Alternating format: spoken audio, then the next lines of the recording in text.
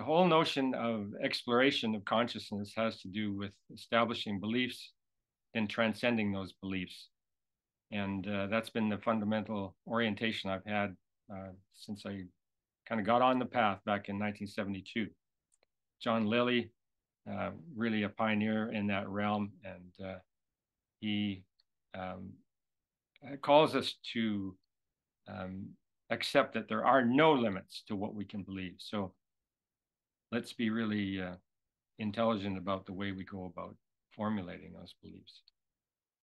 In the province of the mind, what one believes to be true is true or becomes true within limits, limits to be found experientially and experimentally. These limits are further beliefs to be transcended. In the province of the mind, there are no limits.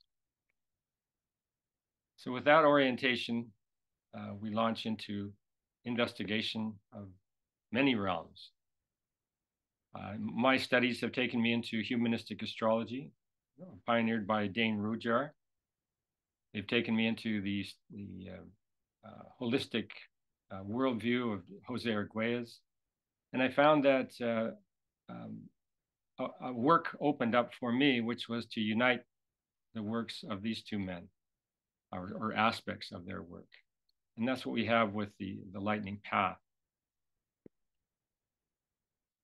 Now, humanistic astrology, this is a quote from Michael Meyer, who wrote the handbook for the humanistic astrology.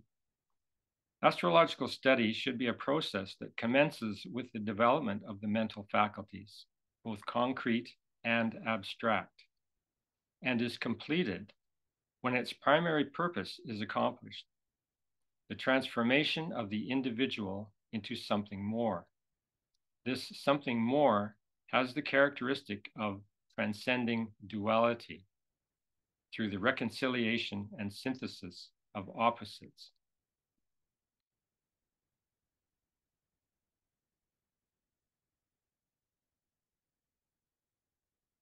Carl Jung, and certainly inspired Rudyard.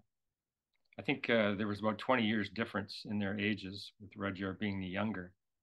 And he sees raising consciousness as man's primary metaphysical task. A quote from Jung: "Only here in life on earth, where the opposites clash together, can the general level of consciousness be raised. That seems to be man's metaphysical task, which he cannot accomplish without mythologizing. Myth is the natural and indispensable intermediate stage between unconscious and conscious cognition."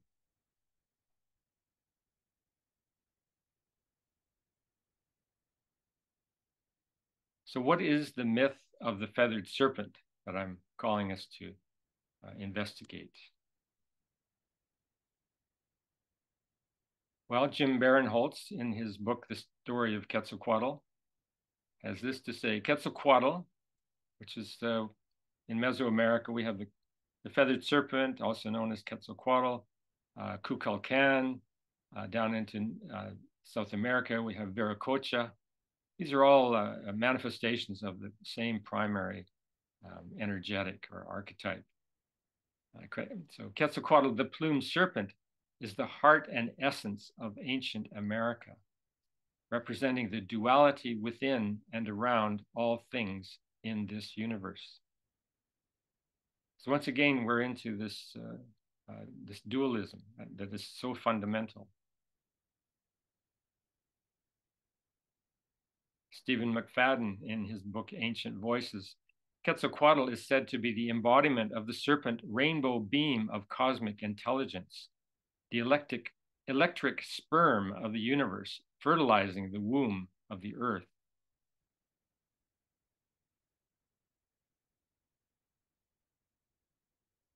Now, in the Yucatan, there's a pyramid that's really devoted to the feathered serpent, and to there's a tremendous consolidation of information in this pyramidal structure. And ancientorigins.net has this to say: The plumed or feathered serpent is a Mesoamerican myth that has fascinated modern people for quite some time.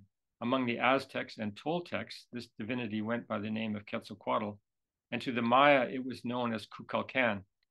It was a much revered god who was believed to bring good tidings and civilization to humankind.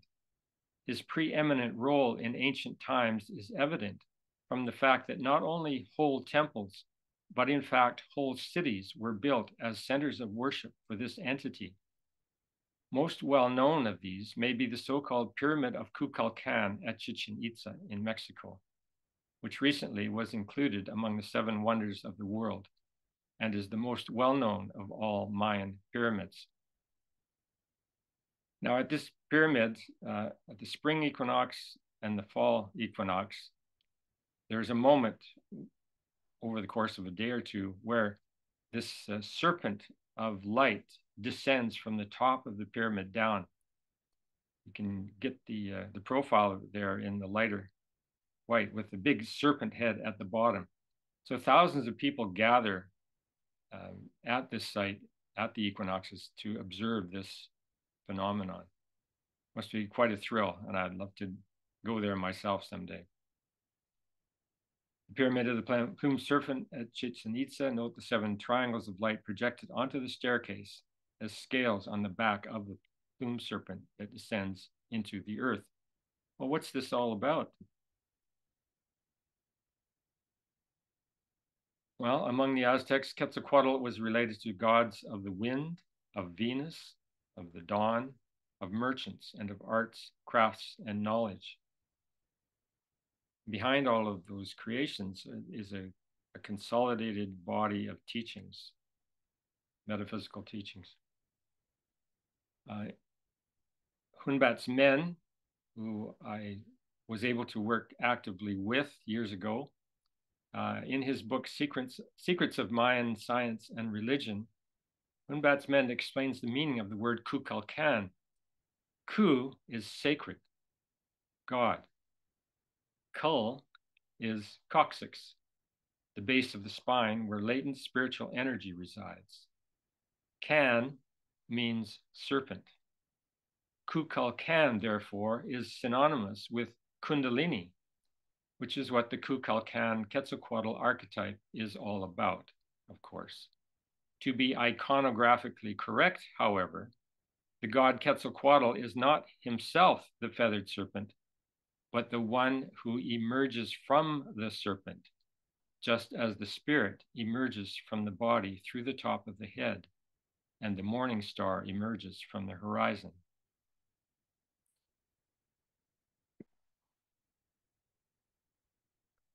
So, a quote from Arguelles that's relevant here. Behind every great spiritual culture are its mysteries, a unified system of practices and beliefs based upon the wisdom and insights of its most accomplished sages. So I've got these 3 images came together for me at one point, and to me, they're all expressing the same fundamental energetic, but depending on the contexts, they take different forms. And we have 3 different forms here. A painting by Diego Rivera, a carving by an Aztec carver, and then in Dane Rudyard's book, Astrology of Personality, the mystery of 28, the closest packing of spheres and where that takes us. I'm just sure that Mr. Rivera was aware of this particular image that Rudyard has brought forward there.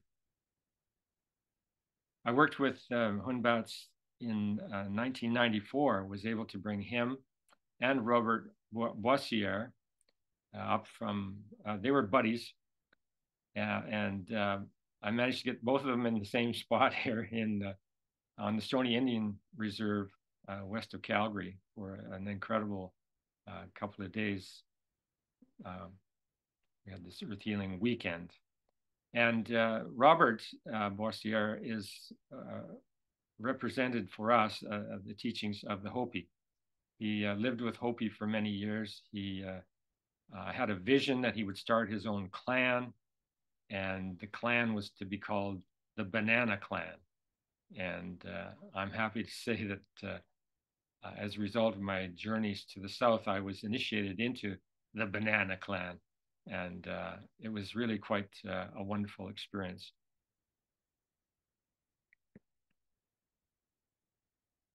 So Hunbat's, and this is a reasonably recent article that he wrote, I think within the last couple of years. The time of the Mayan cosmic education has begun. It is important that you study the sacred earth where body and spirit live in harmony. And through meditation, rites, and sacred chants, ask Mother Earth the name of the original dwellers of the area where you now reside. If for some reason you do not obtain an answer, ask the stones, the trees, and the animals who those people were. And when you have their name, announce to them with great respect that a school will be established in that area for the purpose of revealing the mysteries of the knowledge deposited by them in that sacred area. In order to ensure adequate communication for the worldwide initiation work to be done at the mystery schools, we must understand the four apparent movements of the sun with respect to the northern hemisphere, 2 equinoxes and 2 solstices. The key dates will be March 21st, June 21st, September 21st, and December 21st. The 13 annual moon cycles, which we've been adhering to, must also be taken into account. Each cycle consists of 4 phases: full moon, waning moon, new moon, and waxing moon. We will refer to the aforementioned solar and lunar data in our communications worldwide. It must be noted that our initiation year is to commence March 21st, the first day of the yearly count. After this date, when the first full moon is visible, sometime between March 22nd and April 20th, we will start counting the lunar cycles. And after 13 full moons, the lunar and solar cycles will be completed. On that first day, March 21st, and I'll just draw your attention to the fact that our next next new moon meeting, will be on March 21st, 2023. So on that first day, March 21st, a perfect balance of energy will be present all over the planet. Working positively with this sacred energy, we can send it together with our message to any corner of the world and correct erroneous political systems, as well as personal religious beliefs. This energy, which will also emanate from the water, the trees, and the caves, can help us develop our 7 cosmic powers considerably to attain great spiritual power. So says Hunbat's men, the Mayan. So I felt the resonance with Hunbat's that my current work has been bringing forward, and this notion of communing with where you live, and also working with the moon cycles very consciously, and that has been, I guess, my specialty is working with the lunation cycle, and then how the lunation cycle integrates with the sacred calendar of the Maya. So the lunation cycle as a whole has many phases, not just the new moon and the full moon, but a whole series of phases. In fact, you could slice it and dice it in innumerable number of times. Dane Rudyard, in his fundamental teachings here on the lunation cycle, uses an 8-sectored model, beginning at the new moon at the top here in the inset diagram, and then moving to first quarter, then the full moon, back to last quarter, and then back to new moon. So this is the structure of the cycle. And each phase or each sector has its own keywords. So there's different appropriate action for when you're at time of the new moon. That's different than what is appropriate at the time of the full moon. So tracking those changes is a part of the practice. And there's a very fundamental reason that Rudyard has brought this model forward. And here's a quote from him from his book, Culture, Crisis, and Creativity. No basic conflict can be solved. It can only be transcended. By reaching a position in consciousness above the opposites, we may realize that both polarities are valid. Both have something essential to contribute. Both are essential participants in the counterpoint of life, not to be rejected, but to be understood and, through understanding, harmonized. So once again, this notion of transcendence, so fundamental. There we have the inner structure of the lunation cycle. Now, according to Rudyard, each one of us has what's called the lunation birthday, and that is the exact sun-moon angle at the time of our birth. So I'm, for example, with 64 degrees between my sun and my moon, I'm born in the expansion sector, the waxing crescent on the left-hand side there. It's about expanding, like the seed emerges at the new moon, but by the time we get to the crescent phase, we have the sprout pushing up through the soil and, proclaiming its existence. Now that's different than Rudyard, for example, who was born in the release sector, the balsamic moon quadrant at the very end of the cycle. So he's a man who devoted his life to the future. He was a tireless researcher, writer, who lived to 90, and he released many seeds for future generations. Now, when I first encountered Rudyard's lunation cycle, I was inspired to start journaling according to the phases of the moon. It just rose up in me as a practice that I should undergo, and I've been doing that ever since. Greater or lesser accuracy of recording. So I do have available on the website. My website, a basic template like you see here that you can print off if you so desire, and join me in this journaling journey. It's been very fruitful for me. I just highly recommend it.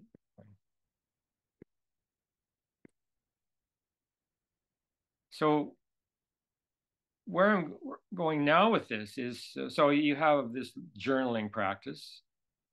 Is there any connection to a mythic realm? And I'm affirming that yes, and very specifically through the Maya Tzolkin calendar, there's a connection into the whole of the Mesoamerican spiritual heritage. So lunation journaling is basically a practice of retrospection. You're looking back into your life and taking note of changes, taking note of insights, and so on. And to my surprise,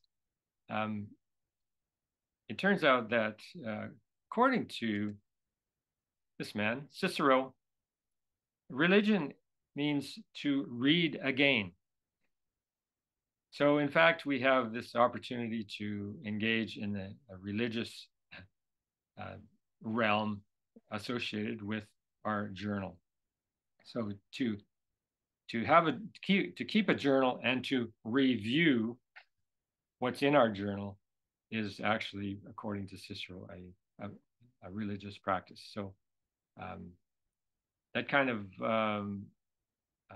landed in my lap here unexpectedly. I had always kind of I must admit, been reticent to embrace the religious side of the Mesoamerican teachings because I just didn't, I don't know, there was just an unfamiliarity that I couldn't seem to get past.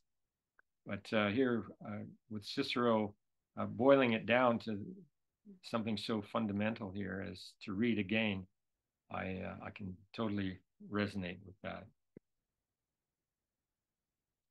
So I've got a few anecdotes here, and the reason I'm sharing these is kind of a set of context for what I'm coming up to, which is the really exciting discovery that's down the way here.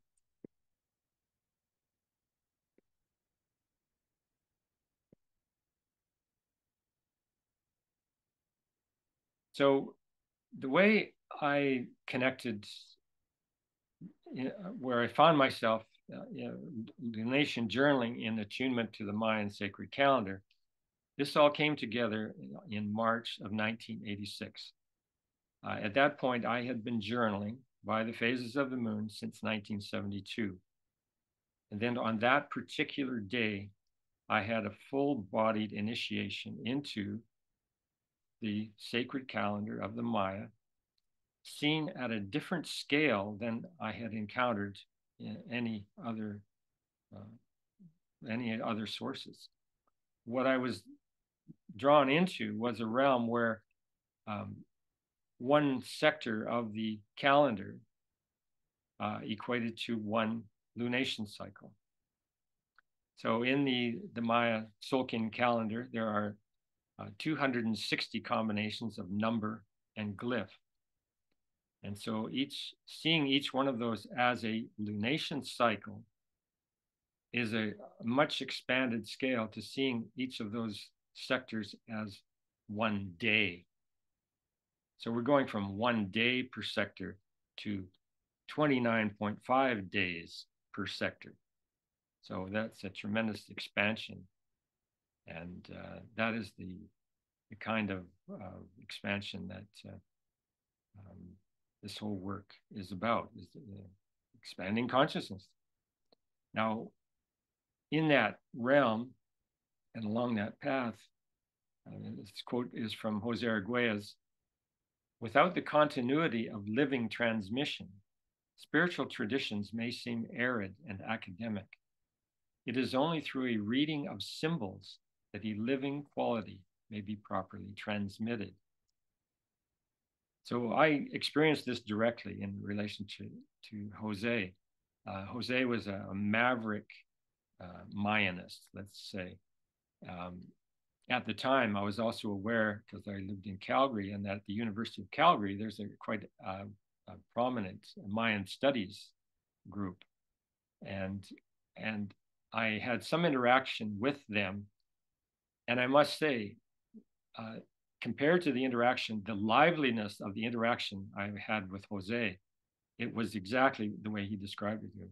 We had this arid academic approach versus this living being, being enlivened by the hieroglyphs and the numbers, having them really come alive in the life. This was an adventure in consciousness, not just an academic study. So that's been the journey. This is the map entered in the upper left-hand corner.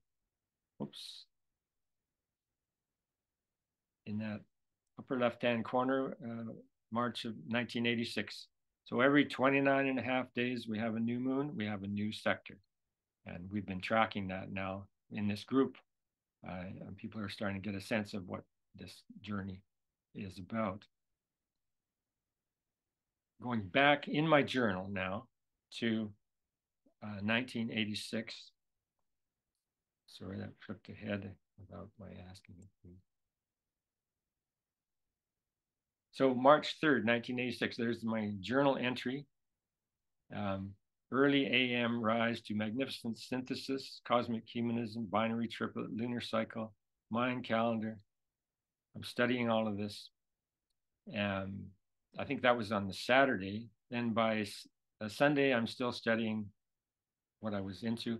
And then Monday morning, March 3rd, was this full-bodied initiation, which I have many times called the Mayan cosmic download.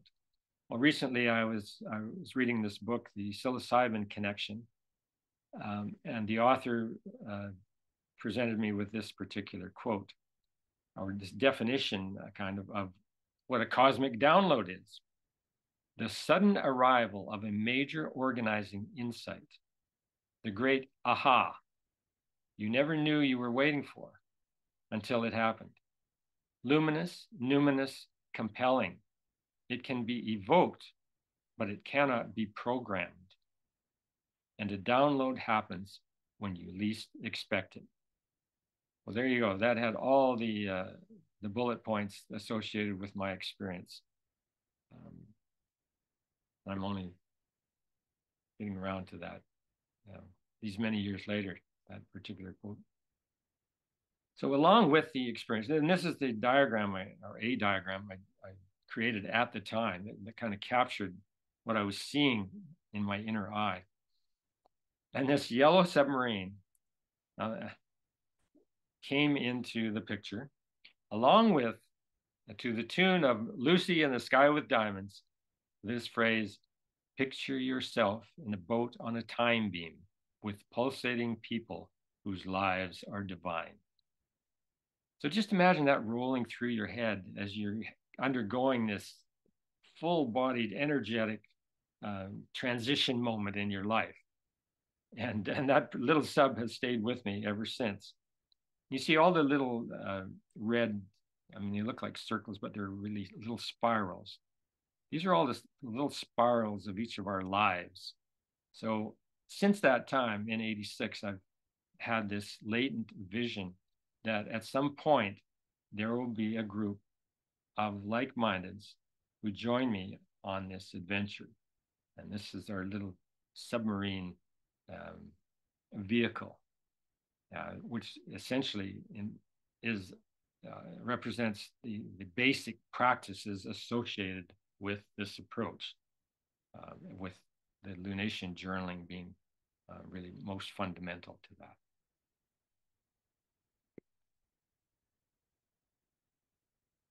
So just to point out, there we are, March 3rd. I believe it was the night before I dreamt. This is a goofy looking airplane, but I used to work at the airport in Calgary, and I was a hangar attendant, and I used to park. Well, I parked in the hangar planes of all different sizes, some of them very large. And in this dream, I was being escorted into the plane that I was now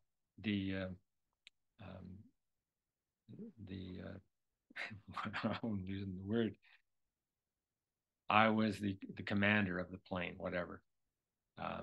And that was quite a jump up from my role as a hangar attendant.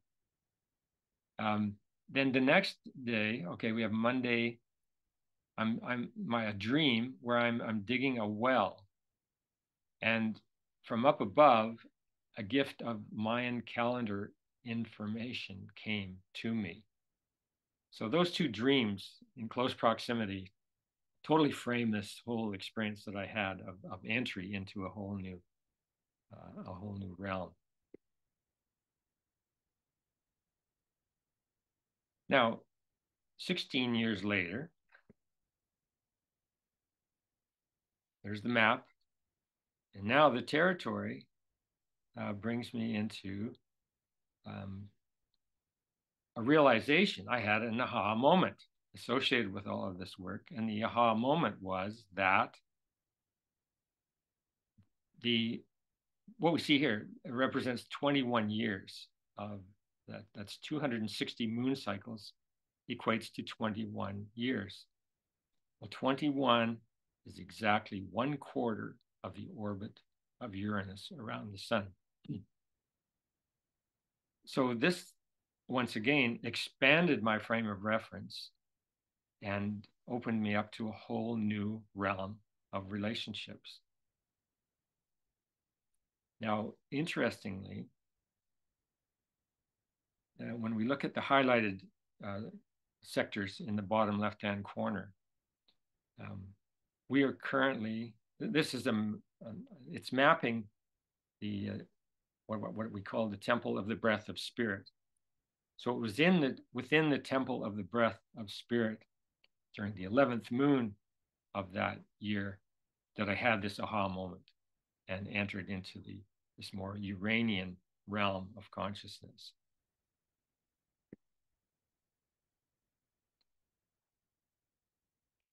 Now, these next images are prefaced to, once again, the discovery that's coming down the road here. We see that back there, September 29th, 2002, I had the aha moment. Uranus is on the table now. And they have this concentric circular diagram, and there was what I call the Uranosphere. And below that, we have the noosphere, and then the technosphere, and then the biosphere. And then at the very core of this image is actually an image from the Hopi shield, which goes with a prayer that together with all nations, we protect both land and life and hold the world in balance. So this is an image that was latent in my studies at that time, and which got added to over the next few years. But here we are. The lightning path is astrologically aligned with Uranus. There's no doubt about it. 21-year season of Uranus. That's 260 synodic lunations. And that's important. This is the synodic cycle of the moon. There are different ways of tracking the moon cycles. And the synodic cycle is the one that goes from new moon to full moon, back to new moon. And then the new moon point is the signature point. So each 21-year segment, according to this way of looking at the calendar, represents a season. So we have spring. We're now currently in the summer season with this work, 2023. And once again, yeah, picture yourself in a boat on a time beam. Well, here's your time beams, your different seasons of Uranus. And we're working our way through this summer season. And things are now starting to come to fruition. Now, a key factor in all of this, and especially in what's coming up, is this notion of resonance. And as Argolla says, the essence of information is not its content, but its resonance. This is why feeling or sensing things is so important. To sense the resonance of incoming information co-creates a resonant field. So this is a fundamental factor in all of this Mayan calendar work. Now, I introduced, was it the last presentation, I believe? My first experience of having a resonant connection to a sacred architectural monument. And this was very real for me. And I was in a time in my life when I was painting, and I was attempting to express aspects of at that point I didn't even call it the lightning path. But I had this work to share, and I used imagery to evoke the qualities of the experience. Well, in the midst of the Gulf War, which was really oppressive to my whole way of thinking, and I was upset by it, and I decided to turn that energy inward and to actually work with it and be creative with it rather than being like devastated by what was going on.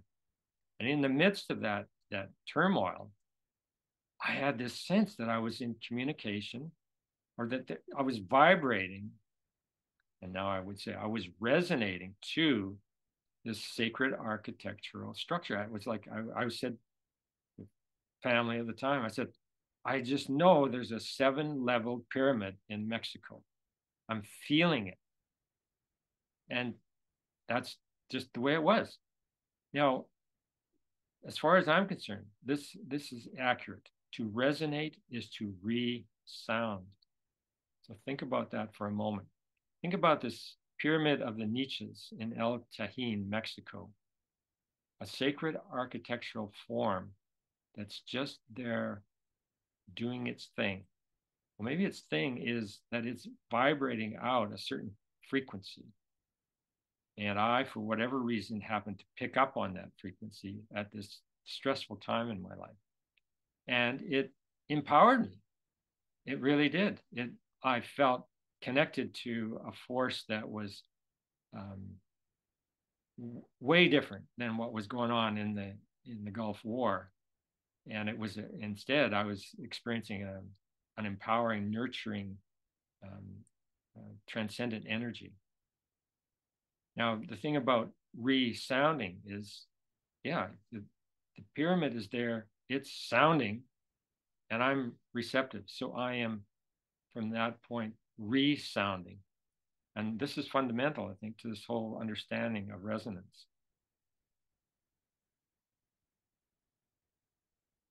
So where are we now in this? Well,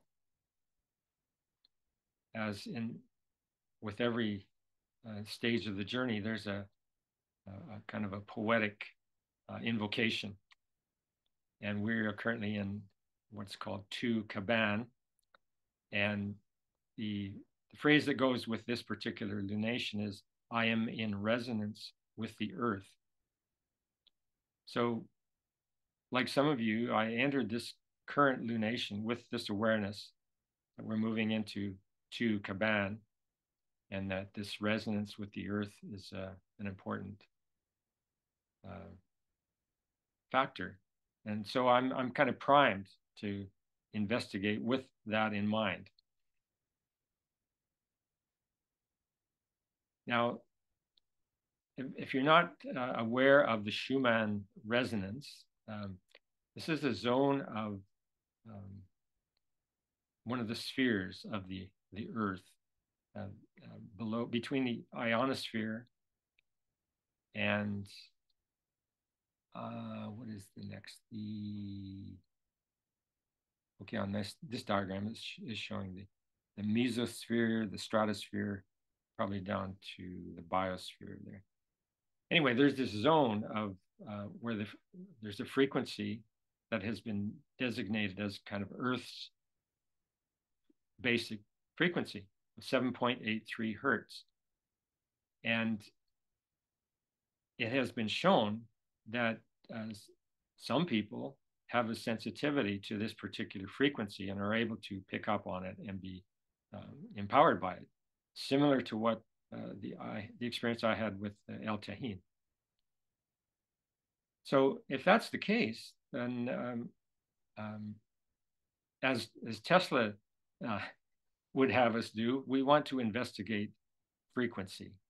And that's a big part of understanding how the world works.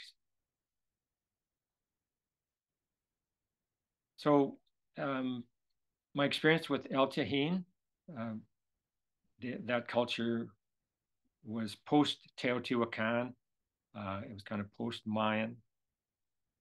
But what I'm drawing your attention to now is kind of a new kid on the block in terms of my research. I had never come across this layer of the Mesoamerican civilization, but it's in Western Mexico, in what's called Tuchitlan. And we're going to go to Tuchitlan momentarily. We'll go there with this, as I said, I was sensitized to the number and hieroglyph for this lunation. And the keywords associated with Caban: earth force, synchronicity, centeredness, synergy, galactic alignment, earth keeper, fluid world resonance, clue tracking, crystal healing. So these are all keywords that were floating in my head as I went through my regular research orientation and practice. And then it happened again. I came into resonance. This is my understanding. This is the belief that I'm holding as if true at the moment. And I'm through experiment and insight, I'm attempting to understand what actually happened here. But what it felt like was that I'm living here in Spence's Bridge, and I was picked up on the vibe that's being sent out by what's called the sacred site of Guachimontones in western Mexico, not far from the town of Tequila and not too far from Puerto Vallarta. And there I am in my little home in Spence's Bridge, picking up on this particular pyramid site that I've never even heard of before. So there's a trail that led there, and I think this is worthwhile exploring. Is I had my Seasons of Uranus insight in 2002. In 2022, I'm still working with this notion of spheres and the different concentric realms. Basically, the Mandela principle is what I'm working with. Here we have the Mayan Tzolkin calendar encircled by the Western zodiac. And for those of you who might like to explore the Tzolkin from the zodiac as your base, you can get a corresponding glyph and number from the Tzolkin by multiplying your zodiacal position by 0.722. So that's a little detail for those of you who dive into that sort of thing. But here's another, I had a few months, well, July 9th, 2022, I had created this particular diagram to represent Lily's model of the human biocomputer in a different form. I wanted to do this concentric, I was feeling this concentric pull. And so I created this diagram at the time. Another concentric spheres diagram, August of 2022. And then came December 28th. We're in the Temple of the Breath of Spirit, right on my lunation birthday. So December 28th, 5 days after the new moon of December 23rd, I made this sketch because I've been wanting to consolidate in one image the foundation of the humanistic astrology, which is the sun moon dynamic. And this particular image works for me in doing that. And that was my lunation birthday. And this is a diagram that I did, which led on to this. And to this, we're now in Guachimontones in the state of Jalisco, Mexico. And I had never heard of it. I had, what brought me into awareness of it was that those concentric circle diagrams that I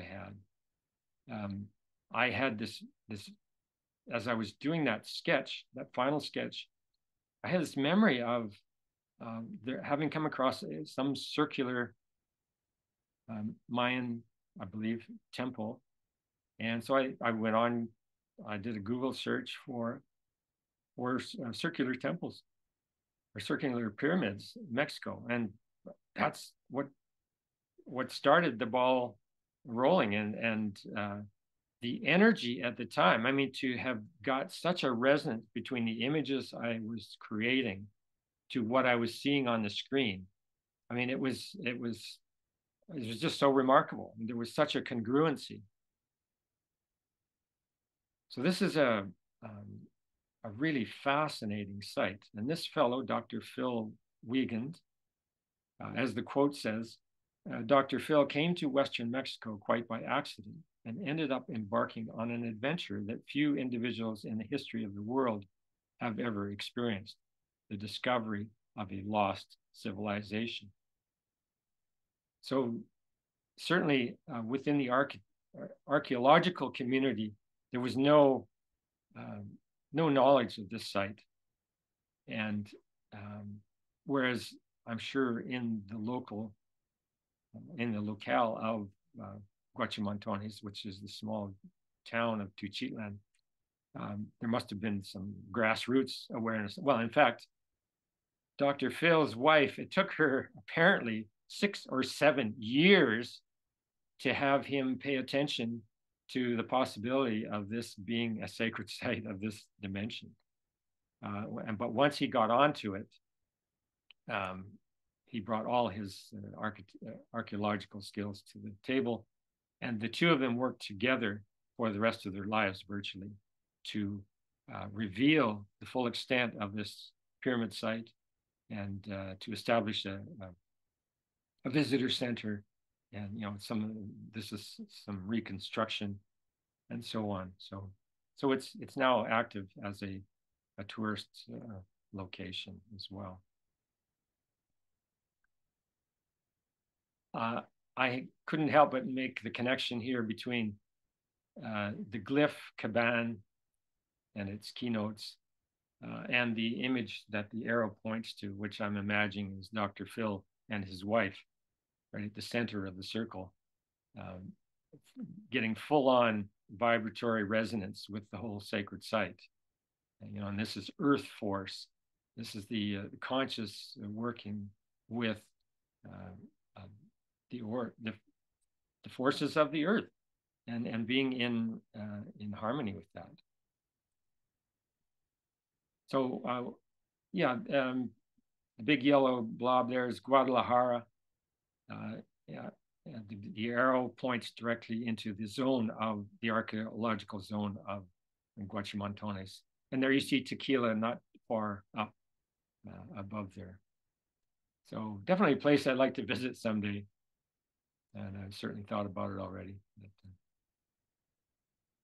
that's just a little animation to give you a sense of what this site is actually imagined to have been like. Something very, I just love the scale and the friendliness of the whole body of architecture.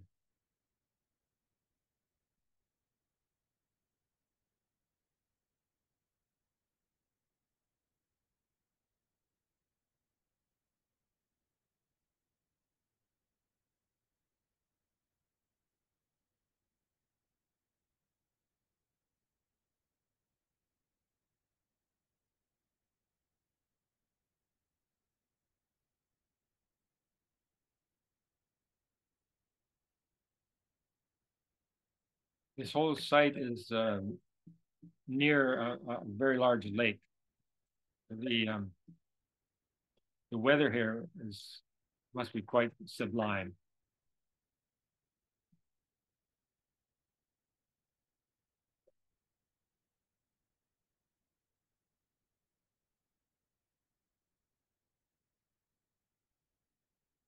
Frequency.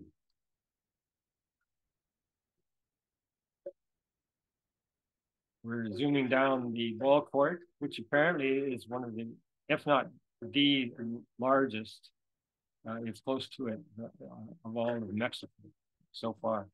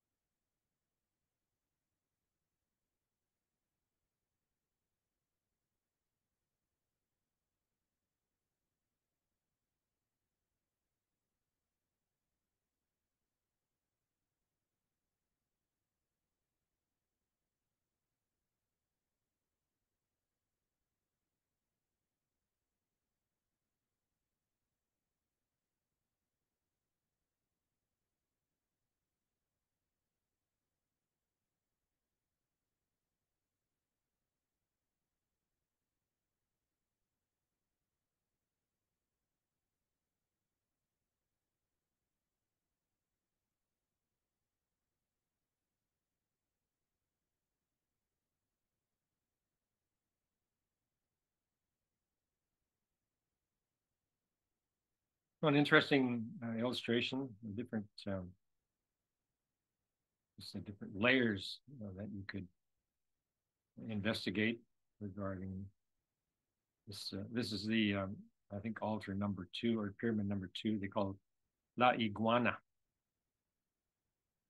And I've seen it in, that's green, and it looks like an iguana. So interestingly, that structure was built in 5 stages, and the illustration portrays that.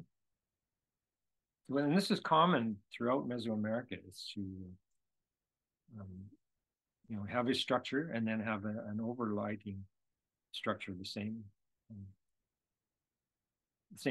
characteristics. So this is really the fractal principle. They're using the same structure and just changing the scale. So once again, this is, as Arguelles would always portend, the Maya had a very, and then not only the Maya, but all of the Mesoamerican civilizations had some very advanced understanding of math, of architecture, the ways of combining the two.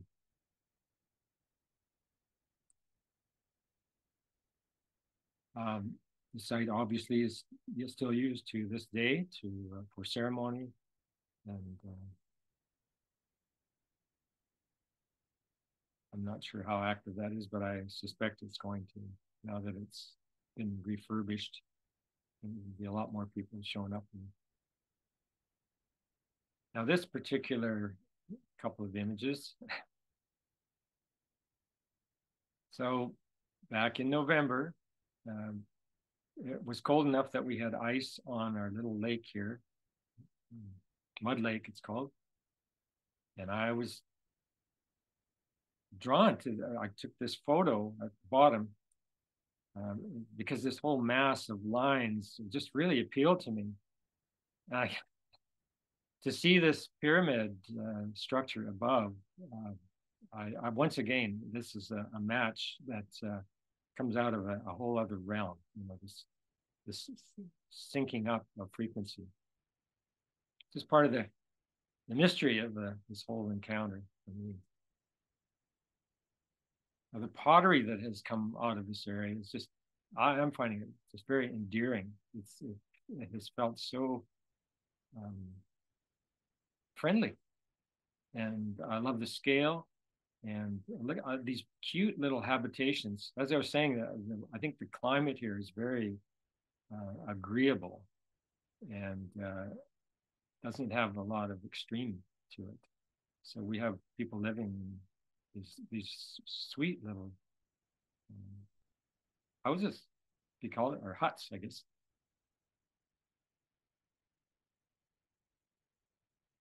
A couple of crazy characters. This guy with the earrings, that's pretty awesome.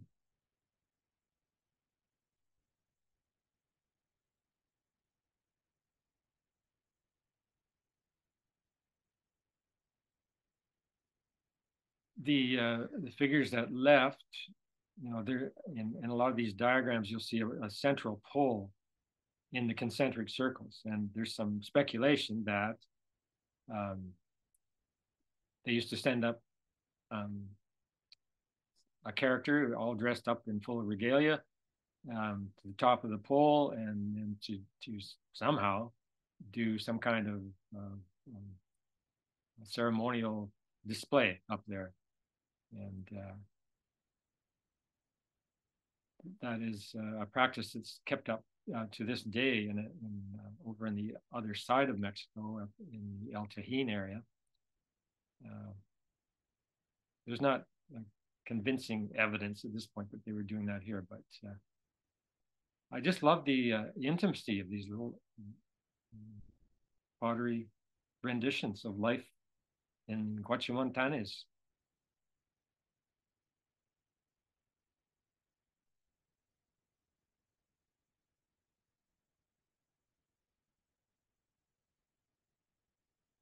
Some of the pottery designs and the pottery.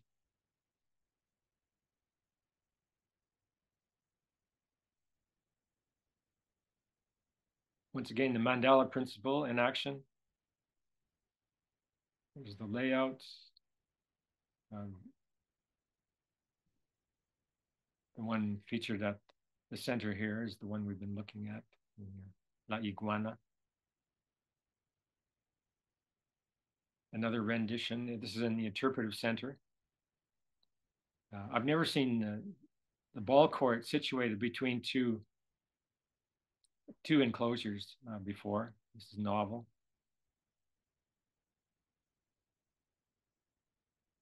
This is a current replica of the little hut. Oh, and here they mastered the art of gardening in the lake. And that was later adopted by Tenochtitlan, by the Aztecs, for their lake city. So again, very, very advanced. And I mean, life must have been kind of pleasant back then in this particular locale. That's my sense. It's just such a restful vibration. That's what I'm getting. And the mysterious ball game, you know, was big in that culture.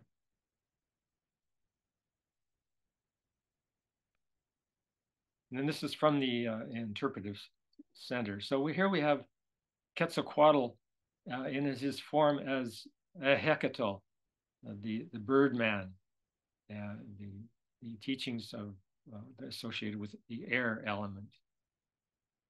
And just love that image. So exploring the schematics, the basic fundamental math involved, we see 13 levels to that central structure, then a wide zone, and then 4 more steps up to the top. Well, 13 is the number of levels, we'll say, in the radial Tzolkin here, one way of depicting the Tzolkin. So to my way of thinking, that could very well be what those 13 levels were about. You know, the different, you know, we would go in with 13 moons and work with it on that basis, and it would be totally appropriate. And then 4 gives you your 4 cardinal directions. So this is the fundamental orientation that we each have in relationship to the world at large. You know, we all have our east point and our west point and our north and south. So many different ways to explore this ancient site. So the radial Tzolkin, the sacred calendar, relates the smallness of the individual life to the greatness of universal time. For it is the calendar which enables the individual to extend his horizons beyond the limits of his ego. So again, if we're into this for the consciousness factor, then this is the sort of thing that we need to keep in mind. That yeah, this tool is a practical tool, and it's meant to help us transcend ego and get to that unitive zone that we examined initially. So these 2 images are by Arguelles. The one on the right is from his book, The Mayan Factor. And I look at that and I see this image here lining up beautifully with that one there. And so here we have the, you know, the vertical line that goes through all these different structures is what the Maya call the Kuksan Suam. It's like the umbilical cord that connects each one of us to the center of the galaxy. And it's by working with the symbolism that we're able to retain and flourish with that connection. And I think that this Guachimontones has a lot more to reveal to us about those dynamics. So, present moment, As we once again commune with each other at the time of the new moon, we ask, what are we to learn from the numbers and glyphs of the lightning path calendar associated with this upcoming lunation? Well, we're moving from, this is a new phrase for me, resonance sector 2 Kaban, and are entering the sector 3 Etznab in the temple of the breath of spirit. So 2 Kaban on the right, we're at the new moon point.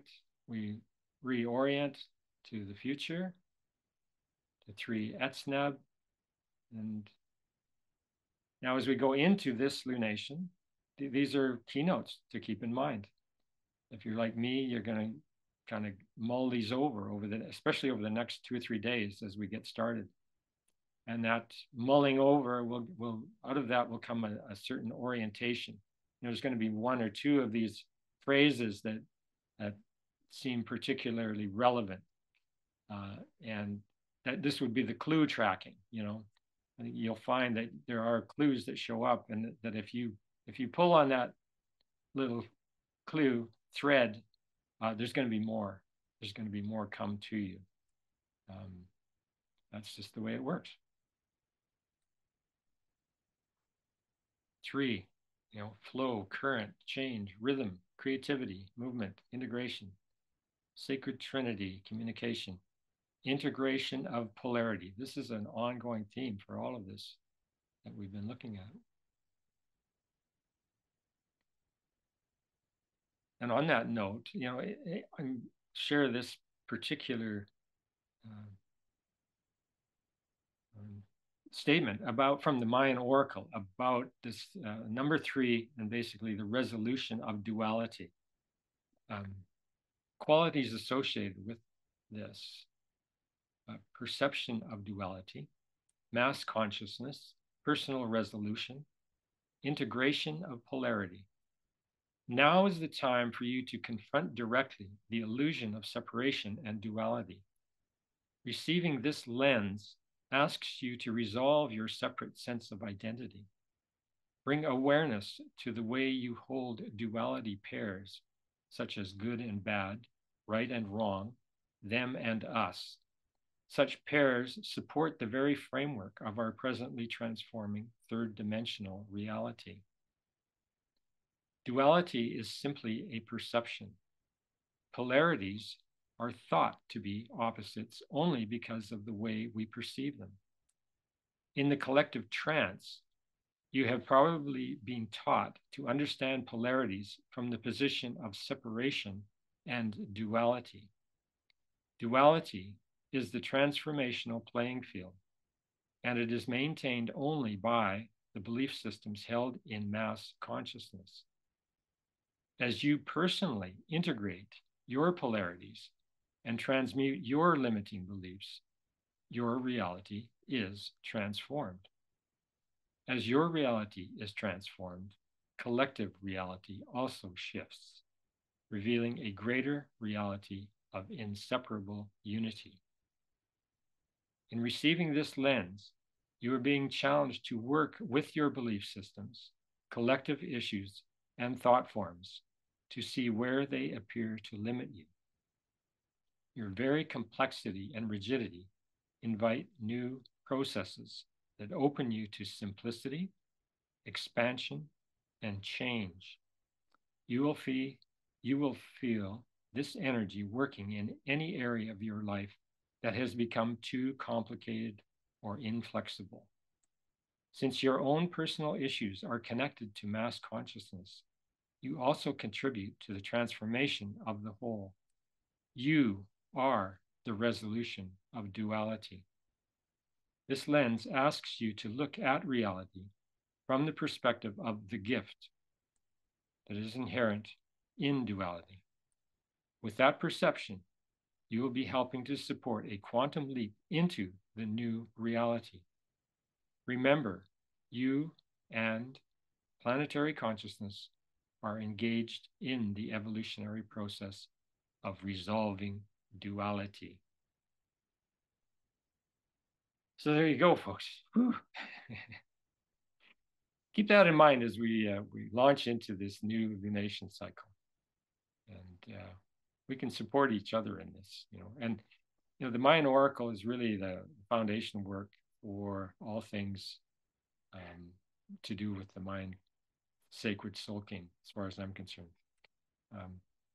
They give you a really direct and multi-leveled way of accessing this information. So Etsnab, this is an interpretation of mine of the glyph. And the key phrase that comes up now is, I am a spiritual warrior in the Hall of Mirrors. So in terms of this whole lunar year of 13 moons, in this particular third moon, we're being called to step up to the plate and be our spiritual warrior and to go forth with vigor and empowerment, which is what we have right here. And Barbara, who's with us today, is on a new creative venture where she's consolidating pages like this for each of the glyphs. I hear being referred to as the seal, the Etsnab seal.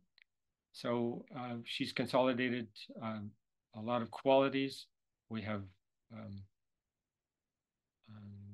you know, significance, spirituality, clearance, integration, timeless, knife, fire, stone. The mirror and the sword are the two symbols associated. Color, silver, herb, pomegranate and sage. Flowers, orchids. Essence, cyclamen, forgiving yourself. Smell, lemon. Stones, diamond, calcite, crystal. The element is air, direction north, harmony. Let's see, harmony, dissonance, okay, so dissonant harmony. So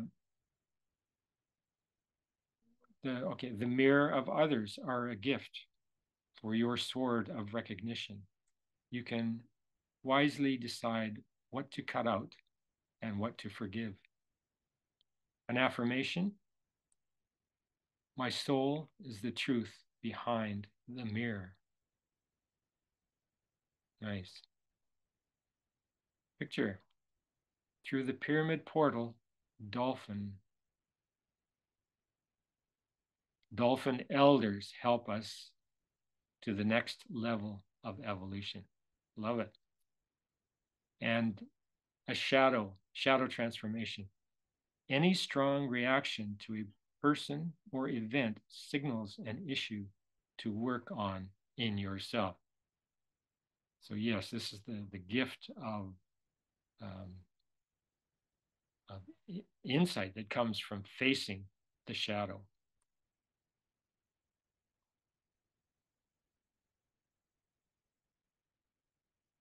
So we're getting to the end here. The last word I'm going to give to the old Hunbat's men, the Mayan. The image is from a search I did for Chuchitlan. So this is contemporary Chuchitlan near Guachimontones. And we have Hunbat's men saying, from this moment on, I would like you to realize that we are all Quetzalcoatl or Kukulkan. We need only to develop our faculties of consciousness to fully realize that status.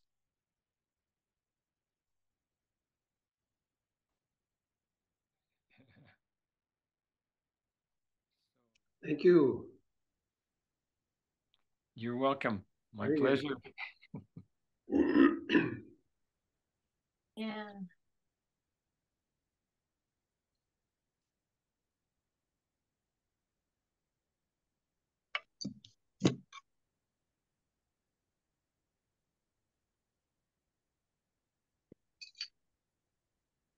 I got an insight into your backing up of the slides. it was giving us an opportunity to reread. Mm-hmm. Yeah, it did. So it became very, very religious. It was a religious experience. Yeah. A quick one, just a quick one. Right on. Yeah. There was a lot of reason there, and it looks like you put this presentation together during retrograde, I think, last month. There you go. A double replay. Mm-hmm. Overwhelm is Uh-oh. where I'm at, so I'll just be with that to try to. Good. Well, yeah, we've all got our way of dealing with what comes to us. When you were showing that slide, well, there was the 2 slides back. It was near the end. There was the one with the two playing with the ball. And then I think the next slide was that not, what's it, Quetzalcoatl, and there was a in the air with, I'm trying to vision this slide. But there was one, there's one seemed to be a temple base at that site, and it has a tall pole in the middle. I think there 4 levels up to it, 3 or 4 levels up to it, and then it's just a tall pole. And it was, I think that was the image behind Quetzalcoatl behind. Anyway, what came to me when I saw that was like this instant kind of flash saying, you know, that is like when First Nations have their Sundance ritual and you're attached to a pole. It just came to me that pole was used as in their rituals that were very much like a Sundance, or they might have been other, but that kind of ritual. So I don't know, it was just a piece of information that floated through my mind, like, what? You're telling us stuff. I'm telling you that. I'm just passing on what I saw around that site. And it's amazing because Etna is, when I went and was looking things up yesterday, that is actually when I was born, that was the new moon before. So I wanted to know more about it, and here I am. What a wonderful answer. So thank you for all this sharing. It's beautifully done today. Very impressive. Thank you so much. And it is overwhelming, all of it. Yeah. Time to sit in. Thank you. You're welcome. Thank you. Yeah, on that view of the temple, or it looked like I was observing a Vipassana meditation center. The layout from above looks the same.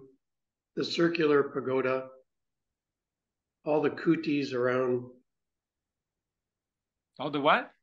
Like the residences around. Oh, yeah. Little huts. When you put the numbers on there, oh, you're assigned to number 2 or number 3. That's where you'll be. And then on the top in the pagoda, that's usually where the teacher sits. And so that felt like that's where the connection of the serpent to the teacher comes in. But flying over that, I'm going, oh, this looks like a plan to build a new Vipassana center. And then even when you showed the pottery, there's a person sitting in a lotus position. Right. Yeah. What was different, though, would be the court in the middle of the meditation center, all this rectangular masculine energy playing this game. And then you've got this circular feminine energy on both sides of it. But then I go, well, after long times meditating, you really feel like getting out and moving and playing. So that was possibly what they might have been doing for the feelings. Yeah. But yeah, your photograph of those lines from the lake, I said, wow, even the measurements look the same height. If you that was took a measurement of it, it might even be identical. It looks so similar. Mm-hmm. And then in your presentation around the no basic conflict can be resolved, it's only transcended.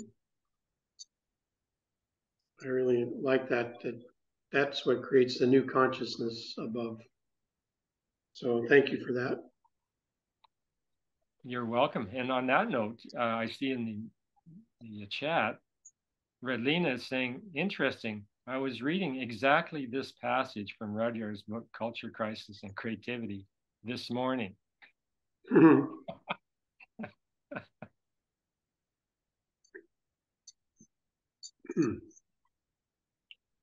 Wayne, on that flyover, or that it showed that whole area, you know, yeah. Is that so the American couple that worked with it or are rebuilding it or were part of it, is that, it just seemed like that was so extensive. Like, is that what was discovered and then kind of the rebuilding, or that whole layout is that how it was discovered and is like? Well, I mean, the discovery part was really slow. One part of it was finding some obsidian knives at a bottom of a water source. So that was like a clue that, oh, there's something was really going on here. So it was like that little thread, like pulling little threads like that got them to the point where, no, this is a major discovery, and it needs money to, you know, explore it further and so on. And he did not have support from other archaeologists. He was the kook out on the western end that, you know, had these claims, but, you know, he really had trouble getting any kind of support. But eventually he did, and they got support from the governor and I don't know, maybe some foundations, and started rebuilding, you know, and revealing. So though I think at one point then they ran out of money, and Phil and his wife are out of the scene, and now it's you know, it's kind of more in a static phase, but they've kind of brought it to a really good completion point as far as I can see. I mean, they've got this interpretive center, there's books written about it, and people are now starting to really go there, you know. I mean, it's so friendly. It's just so, you know, easy up, easy down. You know, I think of Tikal and Palenque, and, you know, things are so massive with the Mayan architecture. And it was just, for me personally, because I had never encountered anything like this before in all my studies. So after all these years, I'm suddenly like, whoa, there's this whole other civilization, really. And it just had a different feel to it, you know. And like I say, for me, it seems softer somehow, more the feminine vibe.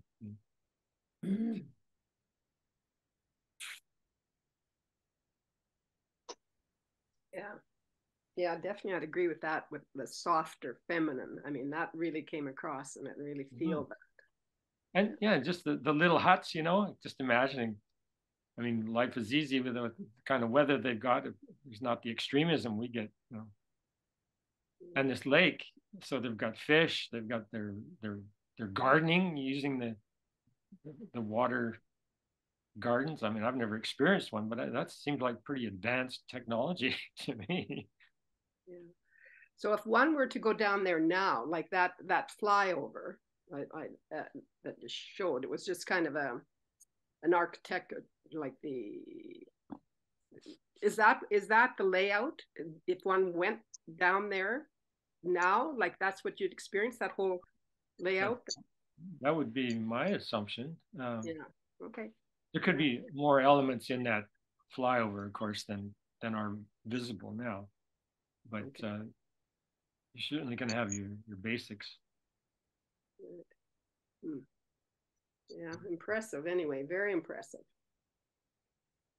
Well, I tell you, at the point where I had the connection with, or as the diagrams I'd been doing, the concentric circle diagrams, and the diagrams that were coming to me from the screen, there was an energetic that was just unlike anything I've experienced before, where there was a color matching too. My printer quit doing color, and it was into this only black or light brown kind of.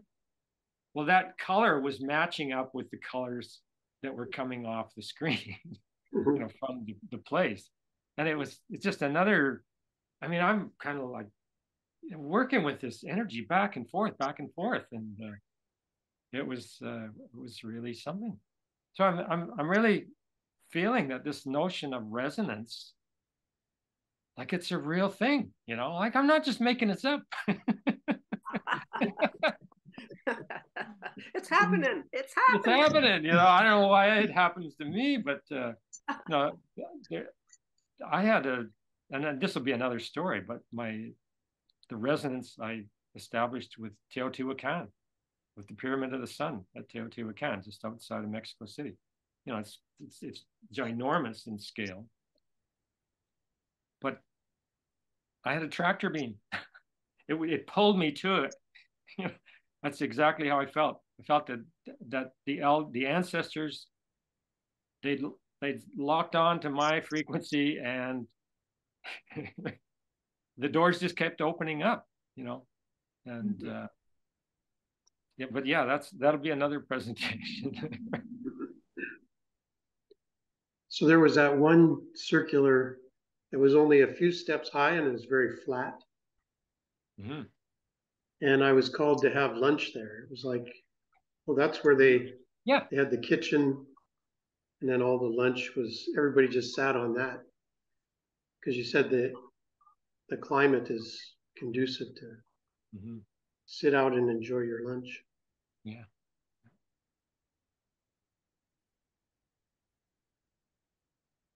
Barbara. Yes. Amazing. It's amazing, this place. Wow. Wonderful. A wonderful place to go. Even in a dream, it looked like a dream out of this world place. I mean, if you would have to imagine a place like that, yeah, that's exactly, but it's real, you found the real thing on this planet. And it connects with you, and it calls you. It feels like a call from that place to you. Or maybe it's the opposite, like like the complementary colors, for example, like a complementary place. How about that? Because it's just your place in Canada is so cold and so so totally different than that place, isn't it? Maybe I could get this bridge to make a community bond with. Yes, it's like yeah. Home to sister villages. Exactly. Make like informal times friends with them and have exchange pupils or exchange people, invite people over to your place and have them experience their opposite. They probably like it like you like their place and go skiing with you. Like the Australians. Like the Australians. And the New Zealanders. New Zealanders. Yeah. I can see colors also having this dynamic. As an artist, I feel that. I like that. Because that's how I paint. When I have one color, I just sort of get the other color to pull or to bring in more energy to it when it's complementary. So I think with everything, it's happening like that. Hopefully. Maybe it's just my imagination. I don't know. Well, imagination counts for a lot. Yeah. But it's great. I mean, I love that place. I would like to go there, you know. That's how whenever I think of Mexico, that's the place I would sort of, and it's so clever, everything, you know. I met one Mexican in India, and he told me about a place in a lake where they grow their fruits. So he would tell me everything about what they were doing, and that he's trying to do the same gardening in India like he did over there, or the antepasados, like the ancestors, were doing in Mexico. So he had this idea and he explained it to me. And it's exactly like this place. And he had a round hut. Now I remember, just, you know, he had this round hut in India, like with the straw hut. And his place was round, and like Bruce said, we meditated in this round thing. Nice. And that was the first time I sort of meditated in a group, and I had my eyes closed and I could feel the whole group elevating. I saw in my mind, I didn't open my eyes, but I saw us all like 1 meter above the ground. So maybe something like this could have happened there too. Absolutely. Meditation magic. Yeah, because it happens. We were holding our hands to each other, you know, and he was sort of guiding us. And while you sort of looking through maybe that was the first time I used my third eye. I don't know. Because I saw us all just like above where we were sitting. Wow. Yeah, that's the Mexican information I got in India. It's like you get this information in totally different places sometimes. Yeah, now you spent time at Oroville, right? Yeah, that's exactly where it was. It was in Oroville in a round hut of a Mayan Mexican. He said he's Aztec. He said he's an Aztec. Okay. That's what he called himself. Well, does not Oroville have a very large domed circular yeah, they have the Madri Mandir. That's the center of Oroville, and it's round. It's a ball. It's round, and you go inside in a spiral, and you meditate inside.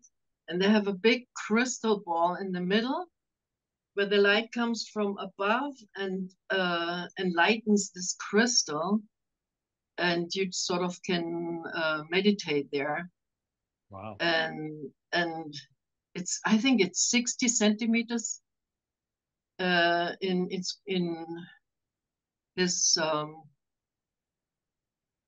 the measurements. I don't know, 60 centimeters. It's pretty big. Like half a meter, a little bit more. So, and it was made in Germany because it was hard to do. It's really hard to do a big crystal ball like that. So, and it's in the wow, yeah, it was in the middle of this round, or is still, you know. Somebody's at the door, you can't get in. So people invite you in whenever there are some people going out, so other people can come in and do their meditations. Wow. Yeah.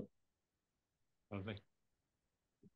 Yeah, but his hut was a little bamboo hut, you know. It was like just this little wall and then a top, so the air could go between the roof and the wall. There was air going through, so you wouldn't get too hot in there. So that was the kind of place where we used to live. Nice. Yeah. It was and very where is this? It's South India. Oh, India. Pondicherry. Okay, yeah. Okay, thank you. A little down from Mumbai. And it was a French colony. Yeah. And they it's from the Sri Aurobindo ashram. They bought land there, and they started this city called Orville, where I had thank you, India. Yeah, have a look it up. There's a lot to know about it. I have a friend who is a meditator. He just finished a 30-day, and he lives not far from this discovery. So I'm going to ask him to go visit and see if he senses like the meditation center, possibly. So when you say not far from, whereabouts is he exactly? He's just outside of Puerto Vallarta. Oh, cool! Yeah, that's a cool area. So I'm interested to see what the sensations are for him going there. Yeah.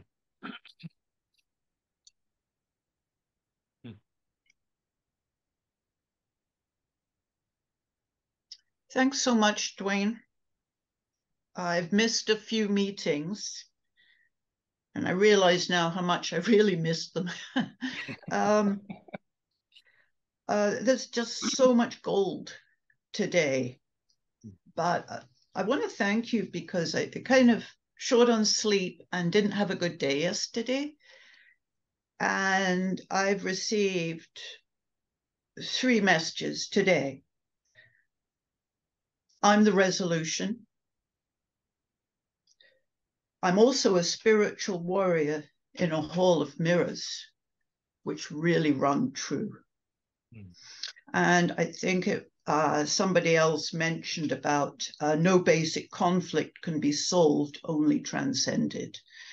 And these are great reminders for my day. Good. If I hadn't have come on, I think the day might have been a bit different. Wow, that's beautiful. Very good. So much. Glad you came. Very good. Beautiful.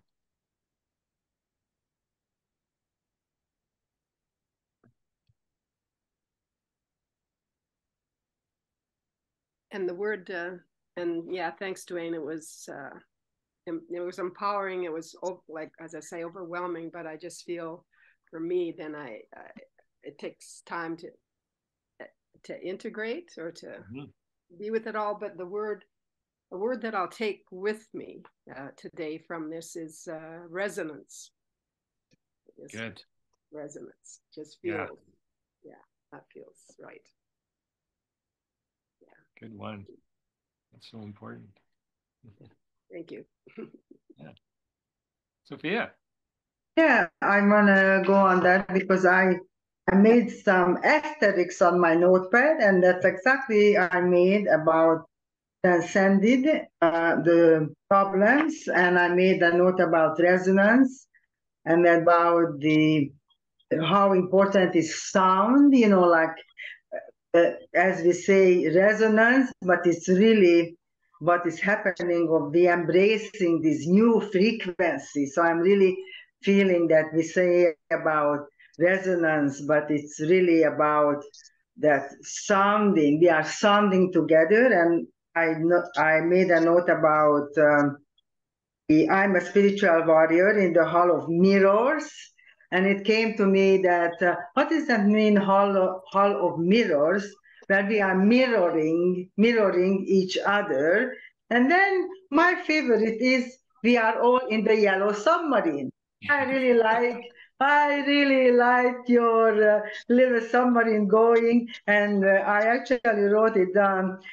Picture yourself in a time being with pulsating people whose lives are divine. And I'm kind of really resonating with this idea of time being and people, because it seems to me that in the last 3 years since we have COVID and we have Zoom, I just feel that I have these pod of people, smaller or bigger group of pod of people or group of people who I really feel this different level of resonancy. And when you said, oh yeah, we are in this yellow submarine, and I thought, sure, we are in the yellow submarine in the lake where we had the garden, so it just kind of, everything came together. I said, am I in a dreamland? I am under the water in the yellow submarine, or just cruising around looking at this beautiful garden. And an image came of how in Thailand they have these floating markets, like it's not a floating garden, but they bring their goods from the garden to sell.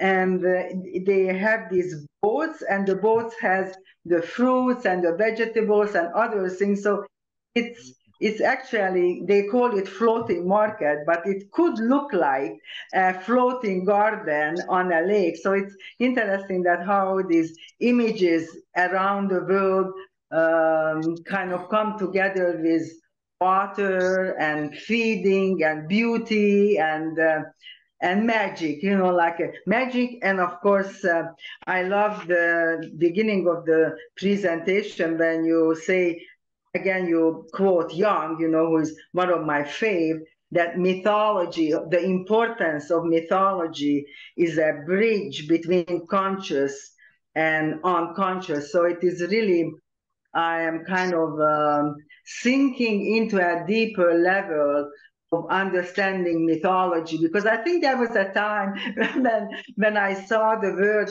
mythology, I said, that's just a story. That's just people make up. But now I am, with your presentation every time, I am feeling that, this is really important that we understand mythology, because, and I think today it's kind of just sunk in that that is really the connection between the conscious and the unconscious. And of course, in one of your presentation, you had the importance of Chiron, the Chiron showing us between the outer planet and the inner planet.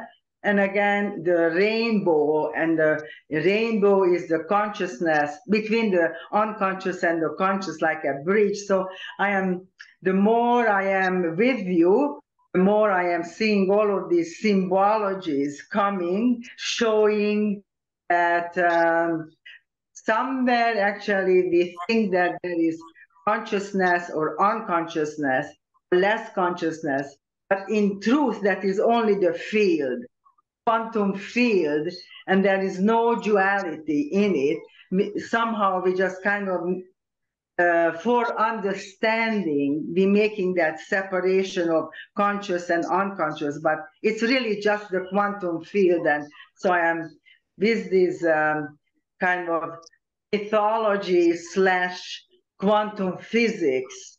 I'm really kind of sensing, resonating with this idea of cosmic field. So thank you. That's the end of my presentation. Thank you for that. Great.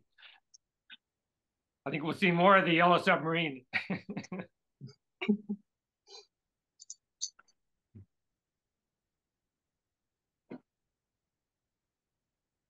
Yeah, so the word timelessness is coming up with the Etsnab. It's timeless that today I'm starting my first men's group pod, and I'll be leading that. So I'm really going into the Hall of Mirrors. Right and, on. It's only taken me close to 70 years, I guess, to make that happen, but that's okay. It's timeless. So I'm going to show men a bit more of the roundedness, and it's quite exciting for me. So that's a new spiritual warrior step for me. Good for you. And it starts on this new moon, so I'm quite excited about that.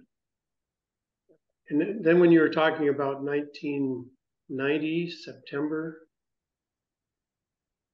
it came to me where I was standing out on a gravel driveway out in De Winton in Alberta. And it just came to me,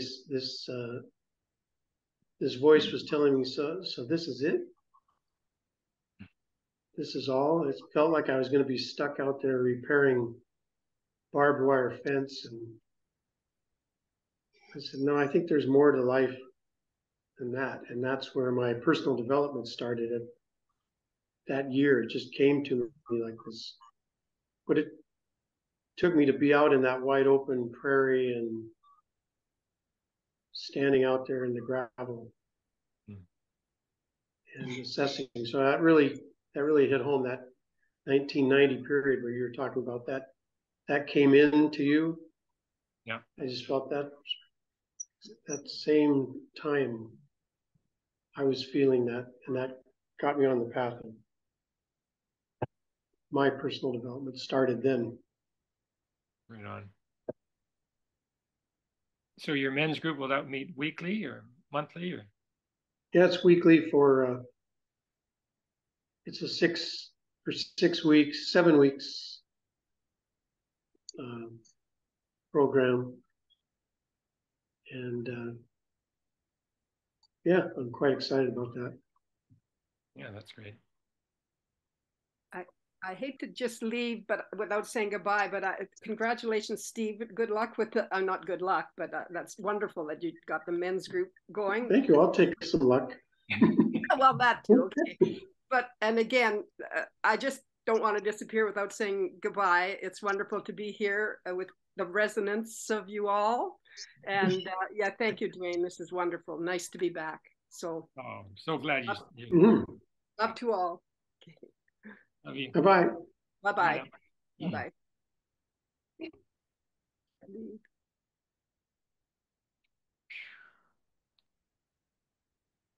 Vicki, we haven't heard from you for a while. Well, I just typed I have to leave in a minute. I'm not quite sure even what to say. I had several thoughts come up. I also follow the lunar calendar of the Chinese calendar. I practice Qigong and follow some Taoism. It's been interesting in the past few weeks. I mean, this class has been very amazing, and I'm grateful to have been here today.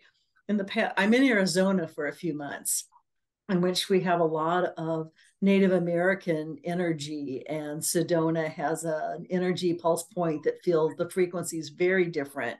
It's one of those higher frequency centers, and when we're here, I usually go there at least once and spend some time meditating there. I was struck by your comment on our understanding our place in time and connections within the community, and thinking about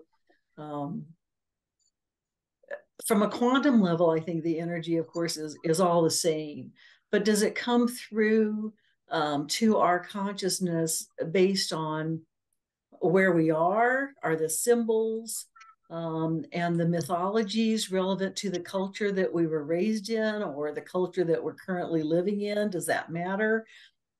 The past few weeks, I've been getting information about the more of the Native American spirituality and the Native American ways of viewing their spiritual rites and traditions. It's been really interesting because as I said, I've been doing Chinese medicine and Taoism, and now suddenly all this current Native American that's closer to my my American or Mesoamerican culture, probably. So I'm really struck by that and have to really meditate on that and think, does it, at the end of the day, at the quantum level, it doesn't matter. But in terms of getting to that space of more mindfulness and more consciousness with the symbolism of that culture, and as you presented today, some of that really resonated with me, maybe more than what I've had through the others. So that's what really came up for me most, is the resonance. And as I play my Chiron gong or my Chiron gong more, it's that really that bridge of connecting the inner and outer and listening to those frequencies and where those frequencies take me and the colors and the vibrations. And so that's sort of all floating, free floating in my mind. Well, if any of that made any difference is why I didn't speak. This is very new to me today, but it was really powerful for me and brought up. I also had a dream last night that I'm not really ready to share at this point. And some of the things that you talked about today, I couldn't understand what it meant. And today I'm like, oh my gosh, I had this dream and here I am, and felt some connection. So I have to really meditate on this as my first experience. It was very powerful. And I thank you. I'm very grateful to you and the group for having me here. Well, it's really a pleasure to have you. Thank you. Mm-hmm. Yeah. And I do need to go. So it is Chinese New Year, which we're celebrating here in Chinatown. So I have those things. I have to attend to some of those things. So again, thank you so much, and have a happy New Year and new moon. I hope to see you. Do you do this monthly, Dwayne, or? Yeah. If I could continue, I would be very grateful for that. Okay. I can put your name in the chat so that you'll get automatic updates. And my email? Yes. So let's see. Do I need your email? Maybe if you could put your email in the chat here, I can grab it from there. I think you guys just need to make friends on the Facebook chat, you know, and then she will be in our group. Yeah. Right. Okay. So let Facebook do all the details.